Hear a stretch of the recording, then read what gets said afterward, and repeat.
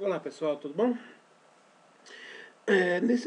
Normalmente no final de ano aí, pessoal que tem canal de resenhas literárias no YouTube costuma falar aí, fazer uma lista dos melhores livros de 2016, né? Na verdade, os melhores livros do ano, né? Então cada ano eles fazem os melhores livros do ano.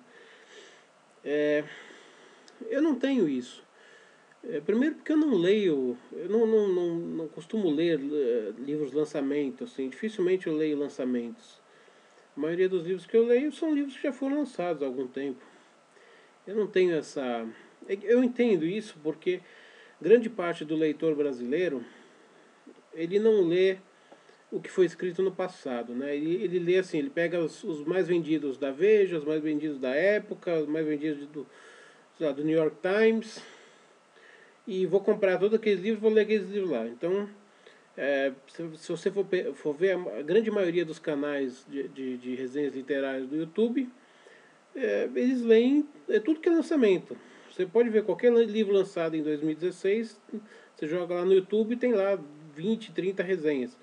Estou exagerando, tá? Mas tem umas 10, alguma coisa assim, dependendo do livro. Inclusive, assim, porque as editoras dão esses livros pro pessoal, né? A Dark Side dá livro, a Kozak Naif dava livro, a Rádio Londres, que é essa editora relativamente recente, dá livro. Então, eles pegam todos esses canais do YouTube e estão lançando livro. Tá, toma o livro para todo mundo, então todo mundo tem que fazer a resenha do livro, que faz parte do contrato. Se você ganha o livro, você tem que fazer a resenha dele. Então, para esse pessoal é muito fácil fazer a relação dos melhores livros, porque eles leram todos os lançamentos do ano, praticamente, ganharam todos, leram todos. Então é fácil fazer uma resenha dos melhores livros do ano. Eu leio muito mais livro antigo do que novo, então não tem como fazer essa relação dos melhores livros do ano. Que eu me lembre de livros lançados em 2016, ou final de 2015 para 2016, alguma coisa assim. Eu me lembro de dois livros que eu li e gostei muito e já fiz a resenha aqui. Um é O Dono do Morro, do Misha Glynn, que conta a história do Nen, que é o que foi o dono do Morro da Rocinha durante muito tempo, está preso hoje em dia. A gente não sabe se ele continua mandando no morro mesmo da cadeia ou se quem está no morro. A gente não sabe se quem está no Morro da Rocinha hoje é funcionário do NEM ou se é um novo dono do morro. A gente não tem como saber isso. E li também o Submissão, do Michel Houellebecq, que era um livro que eu estava muito interessado em ler, então assim que saiu eu li. Mas eu acho que ele é de 2015. Eu comprei esse ano, no meio desse ano mais ou menos, mas acho que ele é de 2015, não lembro exatamente. Não sei. Eu sei que na França ele saiu exatamente na época que houve o atentado contra o Charlie Hebdo. Foi até comentado na época, porque esse livro do Michel Houellebecq, que eu fiz resenha aqui, tá no meu canal, ele fala exatamente de uma distopia, uma espécie de uma distopia, é uma França do futuro, onde a fraternidade islâmica teria assumido o poder lá teria ganhado as eleições na França. E aí ele diz todas as mudanças que aconteceria. E foi lançado na França exatamente na época em que houve o atentado islâmico lá que matou muitos redatores do Charlie Hebdo. Enfim, foi lançado no Brasil, eu acho que foi lançado esse ano, não tenho certeza, mas acho que foi lançado esse ano. Enfim, foram os únicos dois livros que eu me lembro de 2016 que eu realmente li esse ano. O resto são coisas do passado. Então o que eu posso fazer? Eu vou dar uma segunda opção para o pessoal. Como eu não tenho como fazer uma relação dos melhores livros de 2016, eu posso dizer o seguinte. Eu tenho alguns, como é que eu vou dizer assim? Deixa eu ver qual é a palavra mais bonita para usar. Eu tenho alguns ramos de interesse nos meus estudos. Então, obviamente, grande parte dos livros que eu compro são relacionados a esses estudos específicos que eu faço, alguns mais genéricos, outros mais específicos. Então, eu vou dizer alguns aqui, alguns estudos que me interessam, e se vocês tiverem interesse em livros desse tema específico, eu posso indicar alguns. Então, o que eu posso fazer é isso. Eu não vou dar o nome, dizer todos os meus ramos de estudo, porque tem alguns ramos de estudo que realmente não quero deixar público, que são coisas muito, muito específicas minhas. Mas os mais genéricos eu posso deixar aqui. Em primeiro lugar, ramo de estudo da história. Dentro da história, o que me interessa? Me interessa muito história antiga, principalmente Egito, tá? Mas história antiga em geral. Eu gosto muito da era medieval da história. Então, tenho comprado muitos livros sobre a história, a era medieval. Se você tiver interesse, eu posso dar nomes, né, de livros, livros e autores da Idade Média. Me interessa muito também as grandes rupturas, né? Então, é, por exemplo, o Iluminismo foi uma grande ruptura na França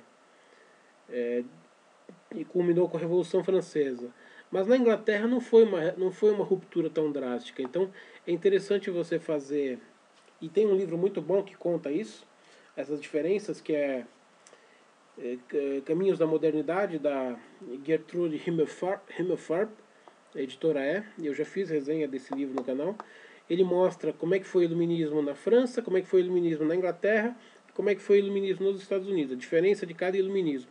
Porque aqui no Brasil, infelizmente, como a gente está dominado pela cultura da esquerda, né, que dominou as universidades e domina até hoje, desde a década de 60, então nos livros de história brasileira que você aprende na escola, só tem, você falou em iluminismo, iluminismo francês e Revolução Francesa.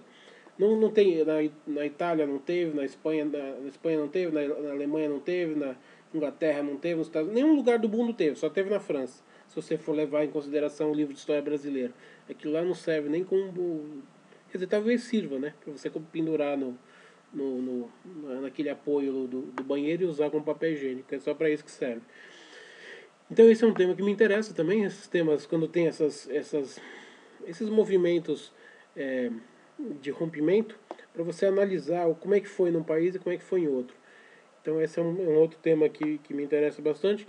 Tem um tema um tanto quanto controverso, mas que eu estou estudando também, que eu acho bastante interessante, que foi, inclusive, por conta desse tema, foi o Dan Brown escreveu o Código da Vinci, falando daquela suposta dinastia dos descendentes de Cristo. Maria Madalena teria tido um filho, teria tido descendentes. Quando Jesus morreu, ela subiu para a Europa ali, foi parar na França e deu sequência. Então, nesse caso, se formou a dinastia merovingia e tal. Então, tem toda uma linhagem de descendentes e tal. Tem muitos livros que falam sobre isso. Tem, inclusive, historiadores britânicos sérios que escreveram livros, colocaram documentos e tudo mais, provando essa linhagem. Então é um tema que eu estudo. Eu não sei o que vai dar, mas é um tema que eu estudo. O que mais? Eu estudo bastante história do Brasil, principalmente a parte mais recente, né? A parte do Império e a parte da República, né? O Brasil colonial não é muito minha praia, mas essa parte mais recente também é uma coisa que eu estudo bastante.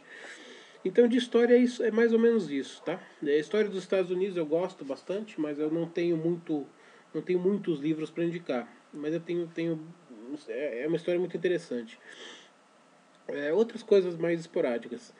Dentro da ciência política, bom, dentro da ciência política é quase tudo, né? Porque a ciência política ela não dá para você estudar uma parte dela. Não dá para você estudar só a esquerda sem estudar a direita, não dá para você estudar só a direita sem estudar a esquerda, porque senão você fica manco, né? Você sempre tem que estudar os dois lados para poder formar um raciocínio. Né? Então, livros de ciência política tem bastante, seja de direita, seja de esquerda. Já fiz vários vídeos sobre isso. Eu estudo na área de religião também, a parte. Eu não estudo religião como teologia, eu estudo religião como ciência. Então eu estudo religião comparada. O que é religião comparada? Religião comparada é você estuda uma determinada religião e você faz o comparativo dessa religião com as outras religiões. Então, em termos bem chulos, é isso aí. É um comparativo entre religiões. Então, eu tenho alguns livros sobre isso, é um tema que eu estudo. E dentro da religião comparada, a religião que eu mais me aprofundei até agora é o Islã, que eu devo ter para ler, que eu ainda não li. em torno de 50 livros, só relacionados a ler, fora o que eu já li. Então eu tenho muito livro sobre o islamismo. Então, se interessar para alguém, posso indicar. Já fiz vários vídeos no canal falando sobre o islamismo, porque quando tem... O brasileiro se interessa pelo Islã quando ele vem ataque, né? Quando teve ataque às Torres Gêmeas, aí o islamismo está em alta, então todo mundo quer saber. Houve o ataque do Charlie Hebdo, todo mundo... Opa! Caiu tudo aqui. Quando houve o ataque do Charlie Hebdo, na França também foi um ataque muçulmano, então todo mundo se interessou. As pessoas, infelizmente, só se interessam pelo islamismo quando acontece alguma desgraça, algum ataque terrorista. Infelizmente é assim. Infelizmente é assim, porque o islamismo não tem muita projeção no Brasil, né? Então as pessoas só se interessam quando acontece uma desgraça. Mas é uma tradição extremamente interessante, tem 1400 anos de história. E além de estudar o islamismo, eu estudo também a história do povo árabe, né? Tem vários livros brasileiros que contam sobre o povo árabe, porque o povo árabe não começou com o islamismo começou em 620, no século VII, mas os árabes já existiam. A única coisa que aconteceu foi que o Islã conseguiu aglutinar todas as tribos árabes em torno dessa religião monoteísta comum. Porque elas eram todas politeístas, cada uma tinha seus deuses, suas crenças e tal. Então o que o Islã conseguiu fazer foi unir os povos bárbaros, os povos árabes, em torno de uma religião. Foi isso que ele fez. Então, mas os árabes já existiam antes, então é muito interessante você estudar a história dos árabes antes do Islã e depois, claro, depois do Islã. Então, livros relacionados ao islamismo, eu tenho quase tudo que foi lançado no Brasil e uma parte do que foi lançado no exterior, que não saiu no Brasil. Sobre livros especificamente sobre o islamismo, eu acho que eu só fiz uma resenha no canal, logo no começo do canal, que foi um livro importado do Said Hossein Nas. É difícil de pronunciar, mas é isso. É Said Hossein Nasr. Nasr é Nasr. Tá no começo do canal, um dos primeiros vídeos do canal, é um livro que eu trouxe eu trouxe da Inglaterra. Não tem no Brasil, esse cara nunca foi editado no Brasil. Você só vai achar livros em inglês ou outras línguas, que não seja português. Porque ele não foi editado, acho, nem em Portugal.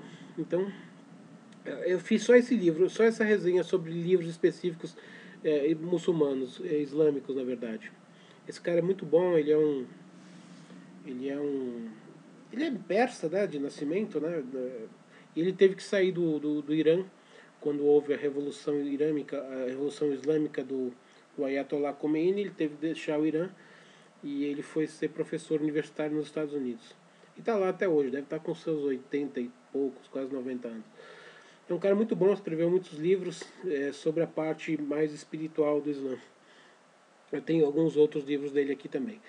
Enfim, é um tema que eu tenho bastante coisa também. Se alguém se interessar por esse estudo, ou especificamente por algum ponto desse estudo, também eu tenho livros para indicar. Eu acho que é por aí, tá? Tem alguns outros temas de... as outras coisas que eu estudo... tem um outro tema também que eu estudo bastante, que eu já andei fazendo alguns livros sobre isso, é o estudo do crime organizado no Brasil. Esse é um estudo também bem amplo que eu tenho feito, eu tenho comprado, tenho, na medida do possível, conseguido reunir todos os livros lançados aqui no Brasil, porque o crime organizado é muito grande, não dá para você estudar o crime organizado no mundo inteiro. Numa vida não dá para fazer isso. Então eu estou tentando me restringir ao Brasil. É claro que tem algumas conexões com a América Latina, principalmente com movimentos criminosos da América Latina, como a Farc. Então, alguma coisa você tem que sair do território brasileiro, mas eu estou tentando me manter por aqui. Então, todos os livros que existem no mercado sobre PCC, Comando Vermelho, ADA, assim, todas as facções criminosas, eu já tenho aqui, a maior parte já tenho lido. Eu já fiz resenhas sobre um livro do Comando Vermelho e do PCC, escrito pelo Carlos Amorim. Já fiz o livro O Dono do Morro, que fala sobre o Morro da Rocinha, que era filiado, que era do Comando Vermelho, depois teve a ADA, hoje em dia acho que voltou para as mãos do Comando Vermelho, não sei exatamente. Também fiz a resenha que o Caco Barcelos escreveu, do Abusado, que é o dono do Morro Dona Marta, que era um morro também do Comando Vermelho. Tem outros aí que eu já li, mas ainda não fiz também. Tem alguns livros do Percival de Souza sobre isso. Estou lendo agora, logo devo fazer a resenha do um livro da Fátima Souza também sobre PCC. Tem outros livros aí que eu estou lendo, estou estudando. Então, livros sobre o crime organizado brasileiro também são livros que eu tenho bastante bibliografia para indicar. Fora isso, assuntos específicos que eu estudo que eu prefiro não declarar aqui. Então, como eu não tenho relação dos melhores livros de 2016, o que eu posso fazer para vocês é isso aí. Dizer quais são os meus ramos principais de estudo e ficar aberto aqui aos pedidos de vocês. Se vocês tiverem algum interesse em algum desses temas, vocês podem entrar em contato comigo. Ou deixando pergunta embaixo do vídeo, que eu sei que eu estou atrasado, eu tenho muitas perguntas para responder de vídeos anteriores, ou mandando um e-mail para mim. Se você mandar um e-mail para mim é mais rápido, inclusive porque o e-mail eu acesso mais rapidamente. O meu e-mail está sempre na caixa de descrição do vídeo, tá bom? Então é isso aí, é o que eu tenho para dizer dessa retrospectiva 2016 por enquanto, tá bom? É uma saudação e até a próxima.